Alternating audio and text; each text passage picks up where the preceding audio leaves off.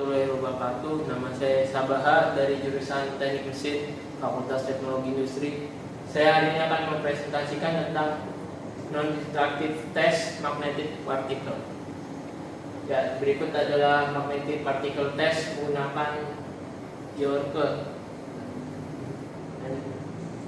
Ya, pertama adalah pengertian magnetic particle test. Pengujian magnetic particle digunakan untuk mengidentifikasi material pada bagian surface dan subsurface dengan menggunakan material ferromagnetik seperti besi dan baja. Metode ini menggunakan prinsip garis gaya magnet flux yang akan berubah akibat adanya diskontinuitas. Dalam hal ini, diskontinuitas atau cacat berada pada titik yang terjadi perubahan flux sesuai menggunakan partikel magnetik pada area yang diuji. Ya. Jenis material yang dapat diuji dengan magnetic particle test adalah logam ferros, material ferromagnetik, baja dan paduannya, dan besi cor. Ya. Keterbatasan magnetic particle test hanya dapat digunakan pada bahan ferromagnetik, terbatas pada cacat permukaan dan dekat permukaan. Pemberian medan magnet harus diperhitungkan agar arahnya memotong sumbu utama cacat. Diperlukan dimagnetisasi dan pembersihan partikel magnetik dari permukaan setelah uji dilakukan. Untuk bentuk khusus biasanya timbul masalah bagaimana memberi medan magnet dengan arah yang tepat. Untuk bahan casting dan forging yang sangat besar diperlukan arus yang tinggi. Lalu harus berhati-hati untuk menghindari pemanasan lokal pada titik kontak listrik. Dan diperlukan pengalaman dan keterampilan dalam menginterpretasikan indikasi. Ya, berikut adalah kelebihan magnetic particle test. Peralatan yang relatif terjangkau, dapat mendeteksi cacat pada surface dan subsurface, dapat menguji pada daerah yang luas dan kompleks dengan cepat. Pembacaan diskontinuitas hasil inspeksi relatif mudah.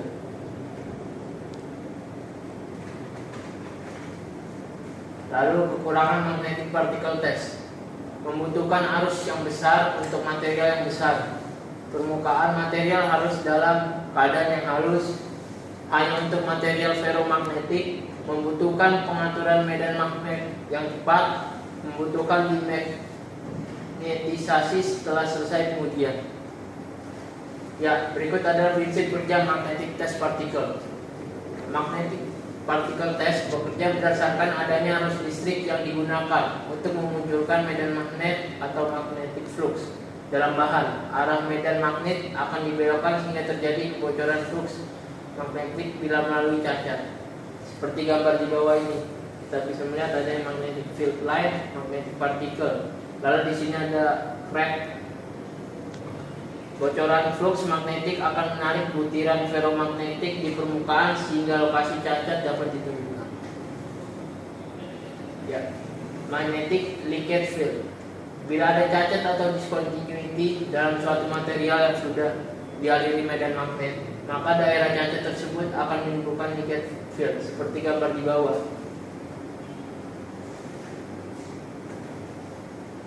Lalu ada metode pemeriksaan. Bila diberi magnetic powder partikel Fe2O3, maka akan tampak daerah yang terdapat cacat akan mengumpul partikel-partikel serbuk magnetik tersebut yang menunjukkan adanya kebocoran medan magnet atau leakage field. Seperti gambar di bawah. Di sini terkumpul banyak magnetic powder sangat tinggi dan di sini tidak. Lalu di sini ada crack dan ada pori-pori. Lalu ini ada magnetic field. Ya, di sini ada gambar magnetic particle crack indication. Jadi di sini ada gambar baja dan ada gigi. Lalu di sini ada, kita bisa melihat menggunakan ini. Jadi di sini ada keretakan-keretakan. Ya, di sini menggunakan ferromagnetik. Ya, tipe proses magnetisasi, Yorke magnetik. Yorke biasa digunakan dengan posisi diubah-ubah dalam proses pengujian magnetic particle test. Dan dengan yoke harus dilakukan magnetisasi zigzag seperti gambar berikut untuk mendapatkan hasil yang memuaskan. Ya, kita bisa lihat di sana ada yoke magnetizing, di sini ada magnetic field, ada longitudinal crack. Jadi di sini kerusakannya longitudinal ya, panjang. Lalu di sini kita bisa lihat menggunakan yoke adalah zigzag. Untuk pelat baja, posisi yoke diubah-ubah sesuai dengan orientasi cacat. Ya, yang kedua adalah magnetisasi dengan konduktor pusat. Cacat-cacat yang terdeteksi adalah yang sejajar dengan sumbu. Cara ini digunakan untuk benda uji, pipa, bentuk cincin, dan lain-lain. Pipa cacat longitudinal dan cincin cacat transversal.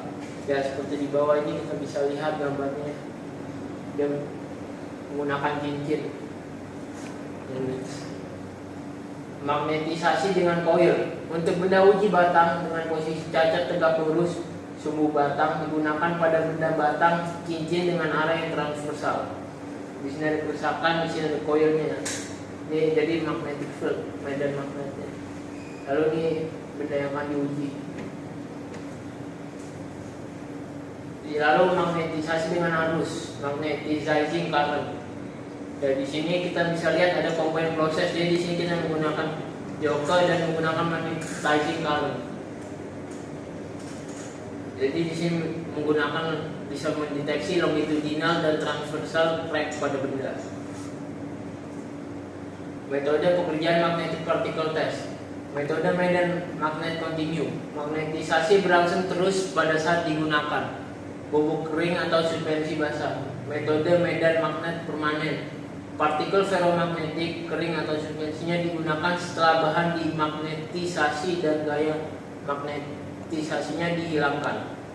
Hanya digunakan untuk bahan yang memiliki resistivity besar. Lalu pemakaian partikel ferromagnetik. Ada metode kering dan metode basah. Lalu yang metode kering ini partikel dalam bentuk serbuk kering. Cara ini baik untuk permukaan benda uji yang kasar. Warna dipilih agar kontras terhadap benda uji. Lalu di sini metode basah. Partikel dalam bentuk suspensi dapat fluoresen atau tidak. Cara ini bisa digunakan pada metode medan kontinu maupun permanen. Baik digunakan untuk permukaan halus. Bila digunakan fluoresen terhadap UV menyerap sinar hitam dan memancarkan sinar tampak, sensitifnya akan naik. Pemilihan teknik inspeksi magnetic particle test.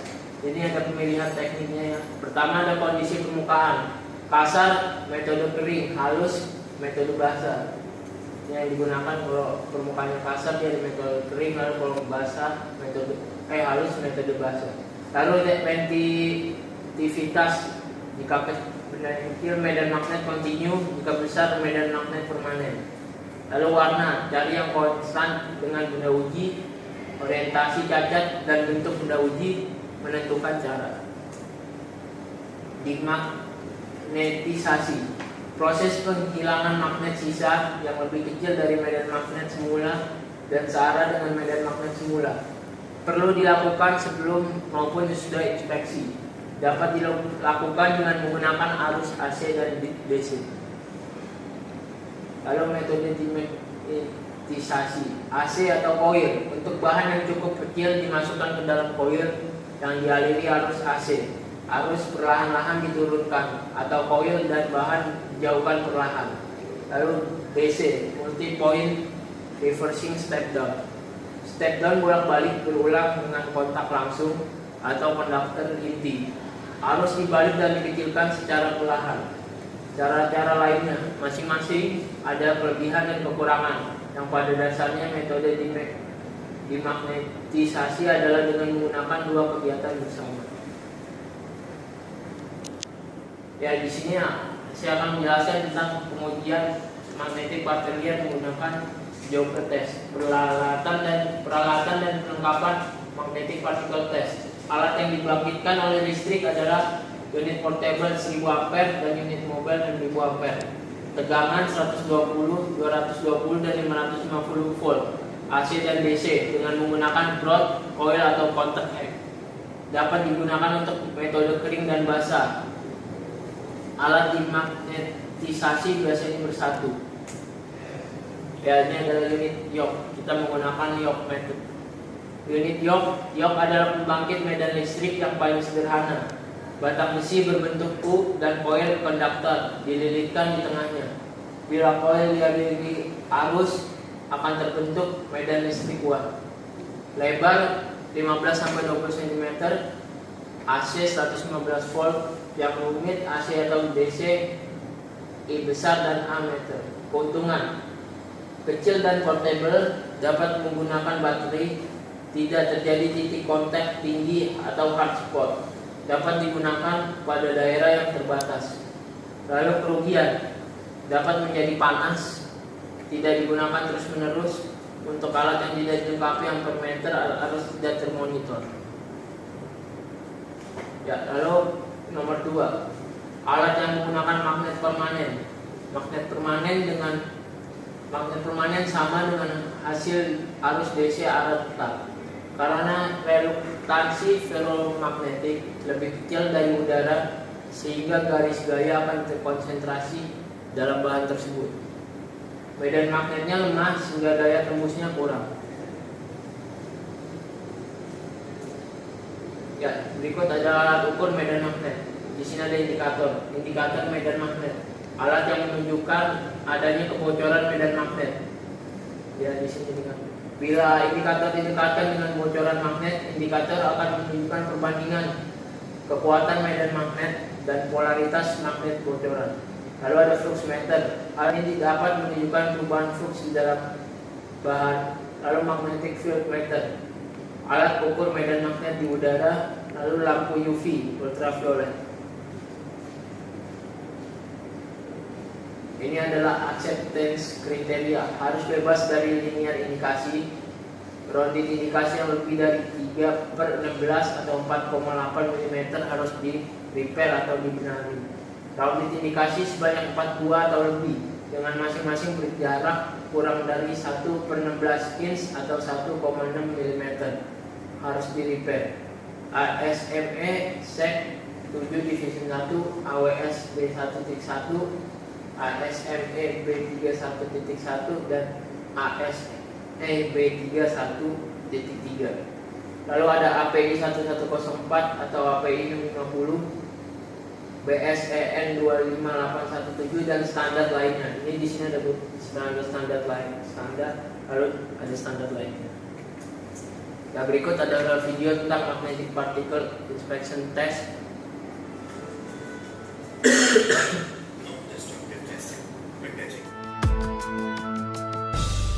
Non-destructive testing, magnetic particle inspection.